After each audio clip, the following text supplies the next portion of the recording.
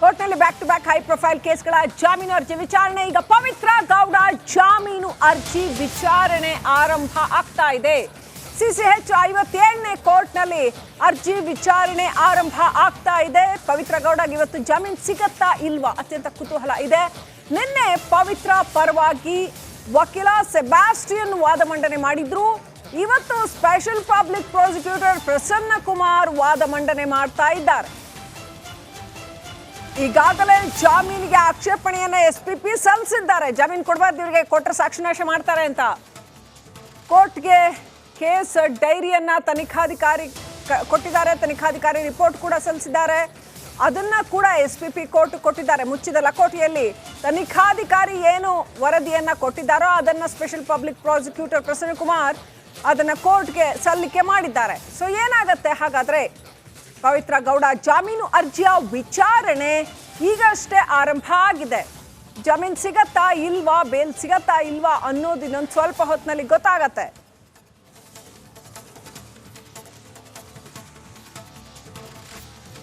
ದರ್ಶನ್ ಒಂದ್ ಕಡೆ ಬಳ್ಳಾರಿ ಜೈಲಿಗೆ ಶಿಫ್ಟ್ ಆಗ್ತಾರೆ ಅಂತ ಹೇಳಲಾಗ್ತಾ ಇದೆ. ಇಡೀ ಡಿ ಗ್ಯಾಂಗ್ ಛಿದ್ರವಾಗಿದೆ. ಮತ್ತೊಂದು ಕಡೆ ಪವಿತ್ರ ಗೌಡ ಅವರನ್ನ ಈಗ ಇಲ್ಲಿ ಬೆಂಗಳೂರಲ್ಲೇ ಪರಪನಾಗ್ರಹಾರದಲ್ಲೇ ಉಳಿಸ್ಕೊಳ್ಬೇಕು ಅಂತಾಗಿದೆ. ಆದರೆ ಅವ್ರಿಗೆ ಜಾಮೀನು ಸಿಗತ್ತಾ? ಜಾಮೀನು ಅರ್ಜಿ ವಿಚಾರಣೆ ಸಿಸಿಎಚ್ ಕೋರ್ಟಲ್ಲಿ ವಿಚಾರಣೆಗೆ ಬಂದಿದೆ. ಸೊ ಈಗ ಜಾಮೀನು ಸಿಗತ್ತಾ ಇಲ್ವಾ ಅನ್ನೋದು ಪ್ರಶ್ನೆ. ಯಾವೆಲ್ಲ ರೀತಿಯಲ್ಲಿ ವಾದ ಮಂಡನೆ ಆಗ್ತಾ ಇದೆ ನೋಡಬಹುದಾಗಿದೆ. ಒಂದು ಕಡೆ ಪವಿತ್ರ ಗೌಡ ಪರ ವಕೀಲ ಸೆಬಾಸ್ಟಿಯನ್, ಮತ್ತೊಂದು ಕಡೆ special public prosecutor Prasanna Kumar ವಾದ ಮಂಡನೆ ಮಾಡ್ತಾ ಇದ್ದಾರೆ. ಅತ್ಯಂತ ಕುತೂಹಲ ಇರ್ತಕ್ಕಂಥದ್ದು, ಕಾನೂನು ತಜ್ಞರುಗಳು ಈ ಹಿಂದೆ ಹೇಳಿದ್ರ ಪ್ರಕಾರ ಹೆಣ್ಣು ಮಗಳು ಅನ್ನೋ ಒಂದು ದೃಷ್ಟಿಯಿಂದ ಪವಿತ್ರ ಗೌಡಗೆ ಜಾಮೀನು ಸಿಗುವ ಸಂಭವ ಇದೆ ಅಂತ. ಆದ್ರೆ ಹೇಳಕ್ಕಾಗಲ್ಲ ಈ ಪ್ರಕರಣದಲ್ಲಿ ಪವಿತ್ರ ಗೌಡ ಸದ್ಯ ಆಸ್ ಆಫ್ ನಾವು before charge sheet as of ನಾವು ಪವಿತ್ರ ಗೌಡ A1 ಆರೋಪಿ. ಹಾಗಾಗಿ ಜಾಮೀನು ಸಿಗತ್ತಾ ಏನು ಕಾದು ನೋಡಬೇಕಾಗಿದೆ. ಜೊತೆಗೆ ಪ್ರಭಾವಿ ವ್ಯಕ್ತಿ ಅಂತ ಕೂಡ ಸಾಕ್ಷ್ಯನಾಶದ ಒಂದು ವಿಚಾರ ಕೂಡ ಬರುತ್ತೆ. ಅಪ್ಡೇಟ್ ಬ್ರೇಕಿಂಗ್ ಬರ್ತಾ ಇದೆ ಈ ವಿಚಾರದಲ್ಲಿ.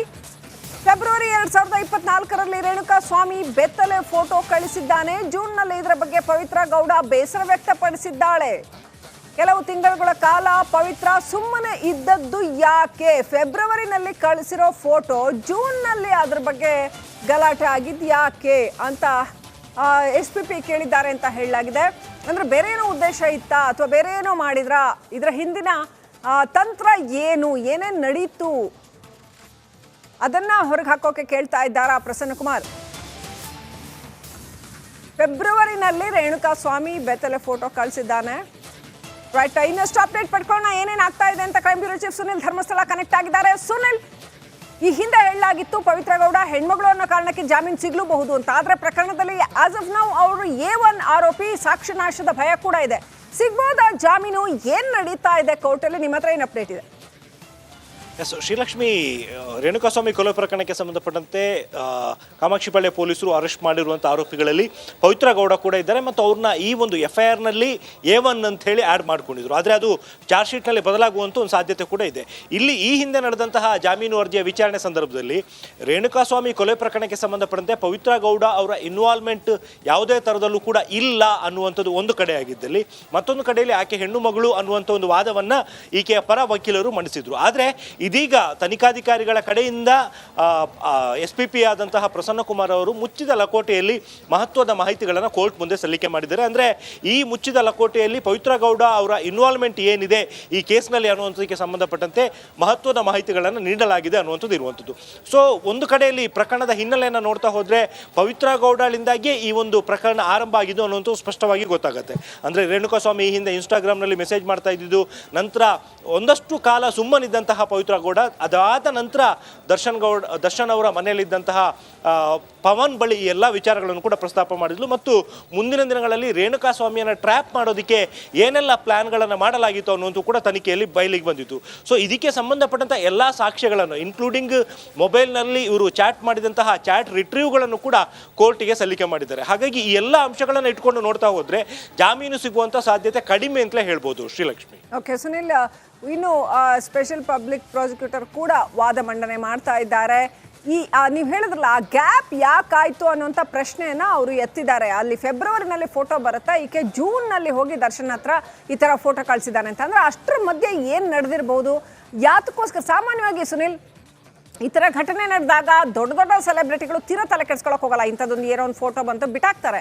ಆದರೆ ಕೊಲೆ ಮಾಡುವಷ್ಟರ ಮಟ್ಟಿಗೆ ರೈಟ್ ಬ್ರೇಕಿಂಗ್ ಅಪ್ಡೇಟ್ ಬರ್ತಾ ಇದೆ ಈ ವಿಚಾರದಲ್ಲಿ. ಸೆಂಟ್ರಲ್ ಜೈಲಿನಿಂದ ದರ್ಶನ್ ಸೇರಿ ಎಲ್ಲರನ್ನೂ ಕೂಡ ಇವತ್ತೇ ಶಿಫ್ಟ್ ಮಾಡಲಾಗತ್ತೆ.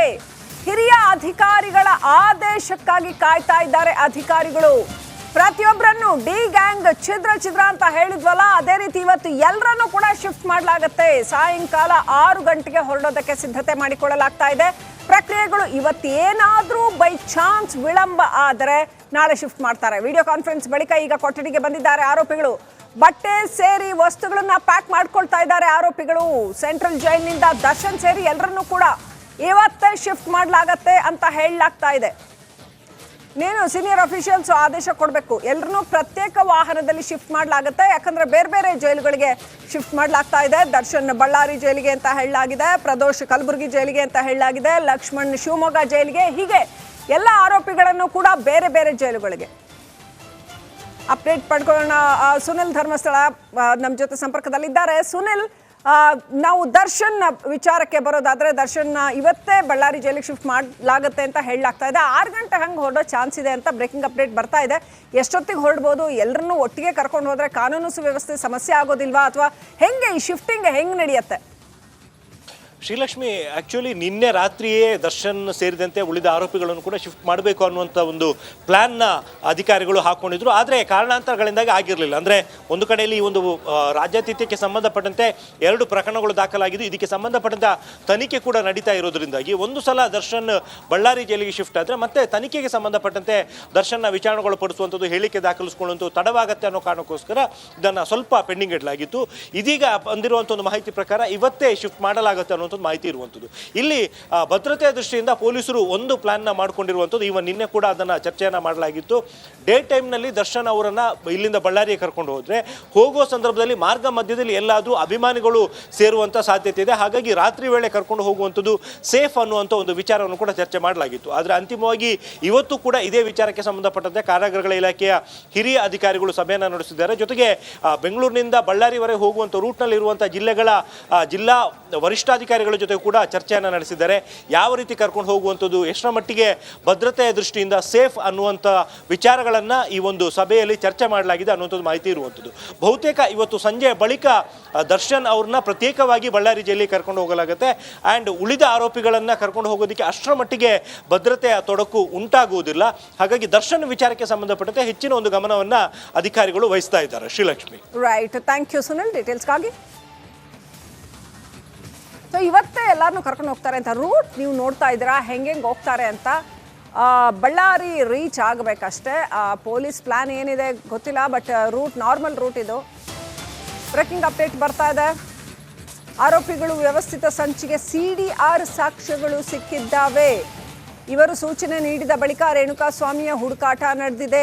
ಕೋರ್ಟಲ್ಲಿ ಏನು ಕೇಸ್ ನಡೀತಾ ಇದೆ ಅಲ್ಲ, ಅದ್ರದ್ದು ಆರ್ಗ್ಯುಮೆಂಟ್ಸ್ ಬರ್ತಾ ಇದೆ. ಚಿತ್ರದುರ್ಗದಲ್ಲಿ ರಾಘವೇಂದ್ರ ಸೇರಿ ಕೆಲವರು ಹುಡುಕಾಡಿದ್ದಾರೆ. ಆದರೆ ಮೊದಲ ದಿನ ಅವರಿಗೆ ರೇಣುಕಾಸ್ವಾಮಿ ಮನೆ ಸಿಕ್ಕಿಲ್ಲ.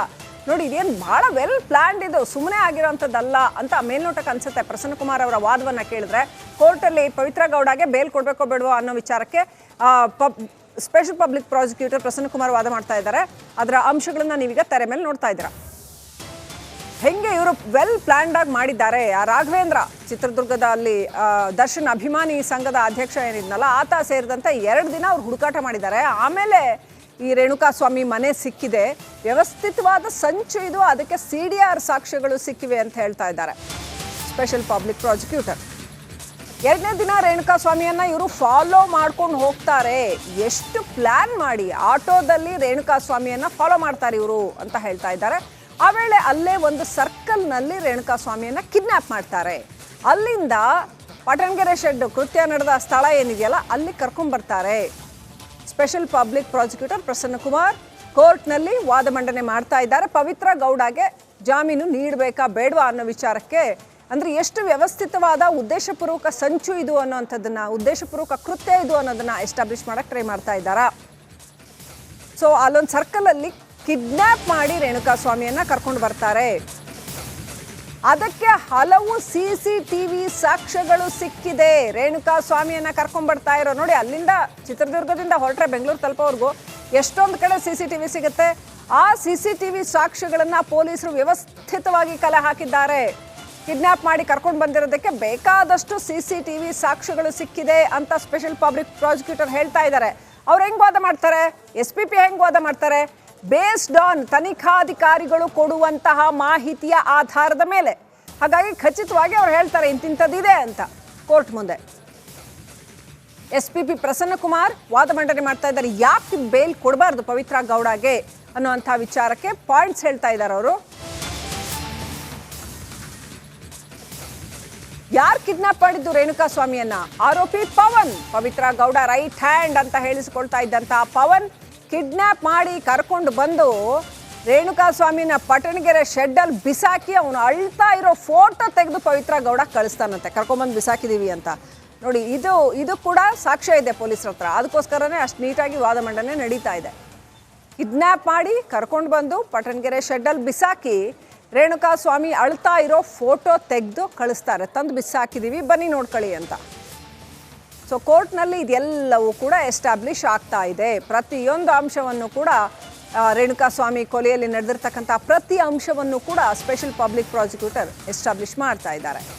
ಆರೋಪಿಯ ಮೊಬೈಲ್ನಲ್ಲಿ ರೇಣುಕಾ ಸ್ವಾಮಿ ಫೋಟೋ ಸಿಕ್ಕಿವೆ. ಏನು ಫೋಟೋ ಕಳಿಸಿದ್ನಲ್ಲ, ರೇಣುಕಾ ಸ್ವಾಮಿ ಪ್ರಜ್ಞೆ ತಪ್ಪಿ ಬಿದ್ದಿರೋ ಫೋಟೋಗಳು ಸಿಕ್ಕಿದ್ದಾವೆ. ಕೋರ್ಟ್ನಲ್ಲಿ ಪ್ರಸನ್ನ ಕುಮಾರ್ ವಾದ ಮಂಡನೆ ಮಾಡ್ತಾ ಇರೋದು ನೋಡಿ, ಇದೆಲ್ಲ ಸಾಕ್ಷ್ಯ ಆಗಿ ಸಿಕ್ಬಿಟ್ಟಿದೆ ಪೊಲೀಸರಿಗೆ. ಆರೋಪಿ ಪ್ರಜ್ಞೆ ತಪ್ಪಿ ಬಿದ್ದಿರ್ತಕ್ಕಂಥ ಫೋಟೋಗಳು ಸಿಕ್ಕಿದೆ.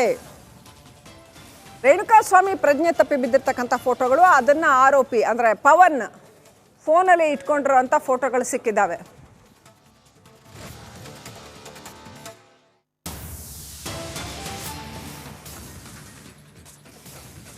ಸೊ ನಮ್ಮ ಜೊತೆ ನವೀನ್ ಕನೆಕ್ಟ್ ಆಗಿದ್ದಾರೆ, ನಮ್ಮ ಪ್ರತಿನಿಧಿ ಆನೇಕಲ್ನಿಂದ. ರೈಟ್ ನವೀನ್, ಏನು ಡೀಟೇಲ್ಸ್ ಇದೆ ಈ ಎರಡೂ ವಿಚಾರಕ್ಕೆ ಸಂಬಂಧಪಟ್ಟಂತೆ ನಿಮ್ಮ ಹತ್ರ? ಒಂದು ಕಡೆ ಪವಿತ್ರ ಗೌಡ ಬೇಲ್ ಅರ್ಜಿ ವಿಚಾರಣೆ ನಡೀತಾ ಇದೆ, ಮತ್ತೊಂದು ಕಡೆ ಈ ಎಲ್ಲ ಖೈದಿಗಳನ್ನು, ಈ ಎಲ್ಲ ಆರೋಪಿಗಳನ್ನು ದರ್ಶನ್ ಆ್ಯಂಡ್ ಗ್ಯಾಂಗ್ ಏನಿದೆ ಇವ್ರನ್ನ ಇವತ್ತೇ ಶಿಫ್ಟ್ ಮಾಡ್ತಾರೆ ಅಂತ ಕೂಡ ಹೇಳಲಾಗ್ತಾ ಇದೆ. ಏನಿದೆ ನಿಮ್ಮ ಹತ್ರ ಅಪ್ಡೇಟ್?